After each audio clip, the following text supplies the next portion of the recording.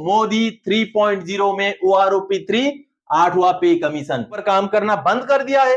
क्यों सर्कुलर्स नहीं निकले हैं अभी तक PCDA के, और अगर निकले हैं तो उनको सार्वजनिक क्यों नहीं किया जा रहा है? ये एक बहुत बड़ा सवाल है पेंशनर्स के मन में कि अगला जो सेशन मानसून सेशन होगा वहां पर सरकार के साथ 8वां पे कमीशन को लेकर के चर्चाएं, डिफेंस मिनिस्ट्री को DSP लागू करने के लिए मेमोरेंडम ऑफ अंडरस्टैंडिंग साइन कराना चाहिए, ना कि स्पर्श सर्विस सेंटर। हमारे लिए अहम मंत्रालय डिफेंस मंत्रालय, फाइनेंस मंत्रालय और पेंशन मंत्रालय, किसके पास रहेंगे ये तीनों मंत्रालय? दोस्तों बीजेपी के पास, TDP के पास या JDU के पास? क्यों? नमस्कार, वंदे मातरम। दोस्तों स्वागत है आप सबका सैनिक पाठशाला में। आज के वीडियो के महत्वपूर्ण जानकारियों को लेकर आया हूं दोस्तों, जैसे आप बोर्ड पर देख पा रहे हैं। तो चलिए आगे बढ़ेंगे। आगे बढ़ने से पहले दोस्तों मेरा हमेशा की तरह आप सबसे आग्रह है, अगर सैनिक पाठशाला चैनल का वीडियो आप पहली बार देख रहे हैं या अभी तक चैनल को सब्सक्राइब नहीं किया है तो चैनल के साथ जुड़े रहने के लिए और आपसे जुड़ी हुई भरोसेमंद और फायदेमंद जानकारियों को पाते रहने के लिए चैनल को सब्सक्राइब जरूर करें। जी हाँ दोस्तों, चलिए आगे बढ़ते। सबसे पहली जानकारी, जैसे आप देख रहे हैं DSC ने भी शुरू कर दिया MSCP का पार्ट 2 ऑर्डर करना। जी हाँ दोस्तों, DSC यानी कि डिफेंस सर्विस कोर को भी MSCP लागू है, लेकिन आप गलत जानकारी में नहीं रहिएगा, क्योंकि DSC को MSCP लागू है 1 जनवरी 2016 से, और अब DSC रिकॉर्ड्स ने MSCP को लेकर के पार्ट 2 ऑर्डर करना शुरू कर दिया है और उसको PAOR भेजना भी शुरू कर दिया है। बहुत जल्द DSC के पेंशनर्स को MSCP के हिसाब से उनका पेंशन मिलना शुरू हो जाएगा। ये जो लेटर आप सामने देख पा रहे हैं, इस लेटर में DSC रिकॉर्ड ने अभी हाल ही में पेंशनर को यह जानकारी दी है कि आपका MSCP का पार्ट 2 ऑर्डर हो चुका है और उस पार्ट 2 ऑर्डर को हमने PAOR भेज दिया है ताकि आगे प्रोसेस हो करके आपको MSCP के हिसाब से पेंशन मिल सके। दोस्तों इसका मतलब यह होता है कि अगर आप भी DSC के रिटायरी हैं, अगर आप 2016 के बाद के रिटायरी हैं तो आपको भी लागू है। अगर 8, 16, 24 साल की कंडीशन आप पूरा करते हैं या तो एक ही रैंक में 8 साल वाली कंडीशन आप पूरा करते हैं तो आप भी जरूर ग्रीवेंस डालें, जरूर अपने रिकॉर्ड ऑफिस को अप्रोच करें MSCP लेने के लिए। चलिए अगली जानकारी दोस्तों, पेंशनर का गलत भुगतान 2012 से 2015 तक का एरियर मिलेगा, बैंक ने जारी किया सर्टिफिकेट। जी हां दोस्तों, कुछ मामले ऐसे होते हैं जिन मामलों को देख करके, सुन करके, समझ करके मैं भी चौंक जाता हूं। पेंशनर की डेथ हो जाती है, फैमिली पेंशनर की भी डेथ हो जाती है, यानी कि दोनों पेंशन लेने वाले डेथ हो जाते हैं 2012 में। उसके बाद उनकी एलिजिबल बच्ची थी लीला गरिया, उनको पेंशन शुरू किया जाता है 2015 में। आप सोचिए 2012 में डेथ होता है पेंशनर का, 2012 से ही वो हकदार थी पेंशन की, लेकिन उनको पेंशन दिया जाता है 2015 से। अब रिकॉर्ड ऑफिस को जब ग्रीवेंस डाला गया तो रिकॉर्ड ऑफिस के कार्रवाई करने के बाद बैंक को भी एक्सेप्ट करना पड़ा कि जी हां, हमने 2012 से 2015 का पेंशन उनको नहीं दिया। चलिए लेटर देख के समझते हैं। दोस्तों ये रिकॉर्ड ऑफिस से PCDA को लिखे गए लेटर में एक बड़ा खुलासा होता है, जिसको बाद में बैंक भी एक्सेप्ट करता है कि जी हां ये गलती हुई है। Non receipt of arrear of family pension. दोस्तों इस लेटर में जैसे कि आप देख पा रहे हैं, यहां पर एक पेंशनर की जो डॉटर हैं, जो अनमेरिड डॉटर हैं, उनका फैमिली पेंशन शुरू किया गया था। देख पा रहे हैं, इंटीमेटेड दैट मिस लीला गरिया, उन जो पेंशनर की डॉटर थी, तो उनके पेरेंट्स के डेथ हो जाने के बाद, और डेथ कब हुआ था? 12 सितंबर 2012 को उनका डेथ हुआ था पेरेंट्स का, और उसके बाद उनको जो पेंशन शुरू किया गया दोस्तों, देखिए उनका पेंशन शुरू हुआ है 19 जून 2015 से, यानी कि 13 सितंबर 2012 से लेकर, यहां देखिए रिकॉर्ड ऑफिस के लास्ट ये सेंटेंस में लिखा हुआ है, hence you are requested to take suitable action for payment of arrear with effect from 13 September 2012 to 18 June 2015। तो इस वजह से ये लेटर रिकॉर्ड ऑफिस ने PCDA को भेजा था कि आप सही सही पेंशन का भुगतान उनको कर दीजिए। अब बहुत जद्दोजहद करने के बाद, बहुत लड़ाइयां लड़ने के बाद, अब जो लीला जी हैं उनके फेवर में बैंक की तरफ से एक लेटर जारी हुआ है। आगे ये वाला जो लेटर आप देख पा रहे हैं, ये देखिए SBI की तरफ से ये लेटर जारी किया गया, अभी स्टेट बैंक ऑफ इंडिया की तरफ से ये लेटर हाल ही में 4 जून 2024 को जारी किया गया। और इस लेटर में PCDA को क्लियरली बैंक ने बोला है कि जो एरियर है 13 सितंबर 2012 से 18 जून 2015 तक का उसका भुगतान हमने नहीं किया। यहाँ देखिए, since the pension payment was mentioned with 19 June 2015 in PPO number so and so, payment was not made prior to the date 19 June 2015 by this office. तो आप सबने देखा दोस्तों, इसलिए आपका फैमिली पेंशन कब से शुरू होगा उस चीज को चेक करना और जानकारी रखना आपके लिए बहुत ज्यादा जरूरी है। चलिए आगे बढ़ते हैं जानकारी की ओर। Modi 1.0 OROP 1 plus 7 CPC। जी हां, मोदी 1.0 गवर्नमेंट यानी कि 2014 में जो सरकार बनी उसमें हमें OROP 1 मिला और 7वां पे कमीशन मिला, चाहे जैसा भी मिला। अब आगे मोदी 2.0 में हमें मिला OROP 2। जी हां, जब मोदी की दूसरी गवर्नमेंट थी यानी कि मोदी वर्जन 2.0 में हमें मिला OROP 2।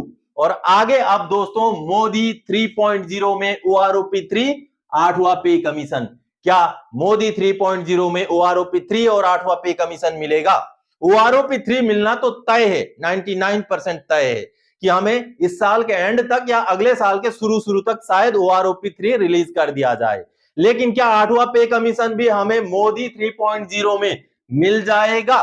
जी हां, इसके ऊपर एक बहुत ही नामी, बहुत ही महत्वपूर्ण और रेपुटेड अखबार में एक जानकारी छपी है कि अगला जो सेशन मानसून सेशन होगा वहां पर सरकार के साथ 8वां पे कमीशन को लेकर के चर्चाएं हो सकती है और 8वां पे कमीशन गठित करने का रास्ता साफ हो सकता है। जी हां, द इकोनॉमिक टाइम्स ने इस बात की पुष्टि की है। चलिए आपको मैं वो आर्टिकल दिखाता हूं। दोस्तों जैसे आप देख पा रहे हैं, द इकोनॉमिक टाइम्स में छपा हुआ ये आर्टिकल है और वित्त मामलों के कई महत्वपूर्ण जानकारियों को देने वाला ये इकोनॉमिक टाइम्स बहुत ही रेप्यूटेड एक अखबार है। अब दोस्तों यहां पर जो आर्टिकल छपा हुआ है, मोदी 3.0 के गठन के बाद केंद्रीय कर्मचारियों को मिलेगी गुड न्यूज, 8वें वेतन आयोग पर लिया जा सकता है बड़ा फैसला।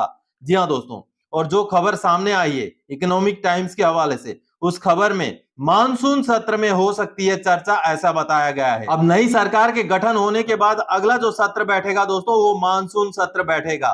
और इस आर्टिकल में ये बहुत ही महत्वपूर्ण बात कही गई है। जैसे आप देख पा रहे हैं, सामने आई जानकारी के मुताबिक केंद्र सरकार अगले साल तक सरकारी कर्मचारियों को गुड न्यूज दे सकती है। हालांकि अभी तक ये कहा जा रहा था कि 8वें वेतन आयोग अभी नहीं लागू होगा, लेकिन नई सरकार बनने के बाद एक बार फिर केंद्रीय कर्मचारियों की उम्मीद जगी है। सूत्रों का कहना है कि केंद्र की नई सरकार आगामी मानसून सत्र में 8वें वेतन आयोग को लेकर चर्चा कर सकती है। इससे पहले कार्मिक एवं प्रशिक्षण विभाग के तहत कार्मिक लोक शिकायत और पेंशन मंत्रालय ने 8वें केंद्रीय वेतन आयोग के गठन के संबंध में भारतीय रेलवे तकनीकी पर्यवेक्षण संघ के एक पत्र को आगे की कार्रवाई के लिए व्यय विभाग को भेजा था। यानी कि जो फाइनेंस मिनिस्ट्री को भेजा गया था लेटर, उसके बारे में भी यहां बताया गया है। तो दोस्तों जो 8वें पे कमीशन को लेकर के इकोनॉमिक टाइम्स के हवाले से ये जानकारी निकल के आई है, ये अभी अभी लेटेस्ट की जानकारी है। चलिए अगली जानकारी दोस्तों, स्पर्श के 1128 सर्विस सेंटर, इससे आपको क्या फायदा? जी हां दोस्तों, अभी हाल ही में स्पर्श के 1128 सर्विस सेंटर खोले गए हैं और वो किन बैंकों में खोले गए हैं? Bank of India, Canara bank, central bank of India और उत्कर्ष स्मॉल फाइनेंस बैंक इन न्यू दिल्ली। इन 4 बैंकों में कुल मिलाकर के 1128 सर्विस सेंटर खोले गए हैं। चलिए अच्छी बात है, स्वागत योग्य बात है।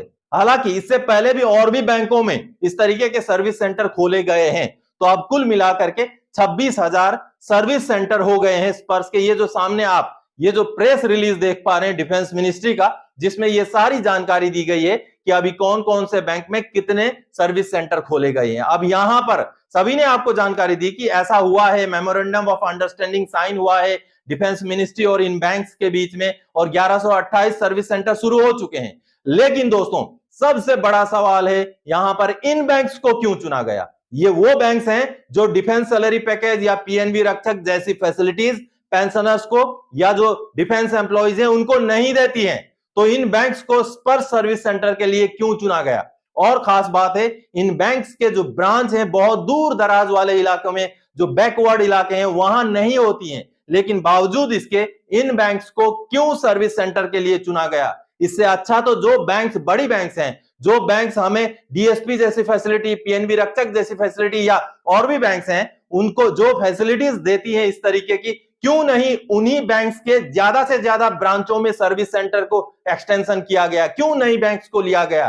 क्योंकि ये बैंक्स तो हमें डीएसपी जैसी फैसिलिटीज भी नहीं देती, तो इनके साथ डिफेंस मिनिस्ट्री को डीएसपी लागू करने के लिए मेमोरेंडम ऑफ अंडरस्टैंडिंग साइन कराना चाहिए, ना कि स्पर्श सर्विस सेंटर। तो ये हमारी गुहार है सरकार से, डिफेंस मिनिस्ट्री से, कि जब भी इस तरीके के करार किए जाएं, उन बैंक के साथ किए जाएं जो हमें फैसिलिटीज देती हैं, या तो जो फैसिलिटीज नहीं देती हैं उनके साथ फैसिलिटीज के करार किए जाएं। चलिए अगली जानकारी दोस्तों, आज है मोदी 3.0 की शुरुआत। जी हां, आज 9 जून 2024 है और मोदी जी के तीसरे कार्यकाल की शुरुआत आज होगी। आज है शपथ ग्रहण। जी हां, हमारे लिए अहम मंत्रालय, डिफेंस मंत्रालय, फाइनेंस मंत्रालय और पेंशन मंत्रालय, किसके पास रहेंगे ये तीनों मंत्रालय? दोस्तों, बीजेपी के पास, टीडीपी के पास या जेडीयू के पास, क्योंकि एनडीए के सबसे बड़े घटक यही दल हैं। तो इनमें से किन के पास रहेंगी ये तीनों मंत्रालय? खबर पक्की है। जी हां, सूत्र के हवाले से एक खबर सामने आई है दोस्तों, और ये तीनों मंत्रालय जहां तक पता चल रहा है बीजेपी खुद अपने पास रखेगी। चाहे आप डिफेंस मिनिस्ट्री की बात करें, चाहे आप फाइनेंस मिनिस्ट्री की बात करें, चाहे आप पेंशन मिनिस्ट्री की बात करें, तीनों मंत्रालय बीजेपी के कोटे में ही रहने के चांसेस हैं। जी हां, यह आपके लिए एक बड़ी जानकारी थी। चलिए अगली जानकारी दोस्तों, पीसीडीए के सर्कुलर 668 के बाद सर्कुलर्स कहां गए? जी हां दोस्तों, हमने आज से 1.5-2 साल पहले यह देखा था कि पीसीडीए की तरफ से कम 20 दिन, 25 दिन, 1 महीना या 2 महीने में एक सर्कुलर निकला करता था, जिसमें बहुत सारी चीजें इंप्लीमेंट की जाती थी, जिसमें पेंशनर्स को जानकारी मिलती थी कि आपका क्या लागू है, क्या लागू नहीं है, कोई नया रूल लागू होता था, उसका सर्कुलर निकलता था। लेकिन पिछली बार जब 668 सर्कुलर, हालांकि यह 668 भी एक अफवाह ही था, हालांकि आपको बता दूं 667 सर्कुलर के बाद कोई भी पीसीडीए का सर्कुलर सामने नहीं आया है, और पीसीडीए का वेबसाइट भी बंद है कि हम सर्कुलर चेक कर सकें। और 667 जो सर्कुलर था वो ओआरओपी 2 के एरियर को एक मुश्त भुगतान करने के लिए जारी किया गया था। ये जो सामने सर्कुलर 667 आप देख पा रहे हैं, इस सर्कुलर के तहत पीसीडीए की तरफ से यह डिक्लेरेशन किया गया था कि अब माननीय सुप्रीम कोर्ट के आदेश के हवाले से सभी पेंशनर्स को ओआरओपी 2 का एरियर एक मुश्त दे दिया जाएगा। लेकिन बाद में इस सर्कुलर को भी छुपा दिया गया, यह सर्कुलर गायब हो गया, ना इसका कैंसिलेशन निकाला गया, ना ही इसके बारे में कोई क्लैरिफिकेशन आया, सर्कुलर ही गायब हो गया। लेकिन दोस्तों उसके बाद फिर एक अफवाह निकली 668 वाली सर्कुलर। हालांकि ये 668 में जो जानकारी दी गई थी, ये बताया गया था कि 667 को कैंसिल किया गया इस तरीके से, लेकिन दोस्तों ये भी कोई सर्कुलर नहीं था। लेकिन चलिए जो भी हो, 667 या 668, उसके बाद सर्कुलर्स पीसीडीए के कहां गए? क्या पीसीडीए ने सर्कुलर्स के ऊपर, पेंशनर्स को जानकारी देने के ऊपर, रूलिंग बनाने के ऊपर काम करना बंद कर दिया है? क्यों सर्कुलर्स नहीं निकले हैं अभी तक पीसीडीए के, और अगर निकले हैं तो उनको सार्वजनिक क्यों नहीं किया जा रहा है? यह एक बहुत बड़ा सवाल है पेंशनर्स के मन में। तो इस सवाल का जवाब पीसीडीए की तरफ से आना जरूरी है। इस सवाल का जवाब यही हो सकता है कि पीसीडीए सर्कुलर्स अगर निकाल रहा है तो उनको सार्वजनिक करे, या तो नहीं निकाल रहा है तो निकालना शुरू करे। जितने भी इस बीच में तब्दीलियां हुई हैं, जितने भी पेंशन में चेंजेस हुए हैं, उनको लेकर के सर्कुलर जरूर निकाले जाए और पेंशनर्स को उन सर्कुलर को जो है सर्कुलेट किया जाए। तो दोस्तों आज के इस वीडियो में इन्हीं जानकारियां और इसी अपील के साथ आया था। आगे और कोई जानकारी था कि आपसे सरोकार रखने वाला विषय लेके मैं फिर से हाजिर हो जाऊंगा। तब तक के लिए जय हिंद दोस्तों।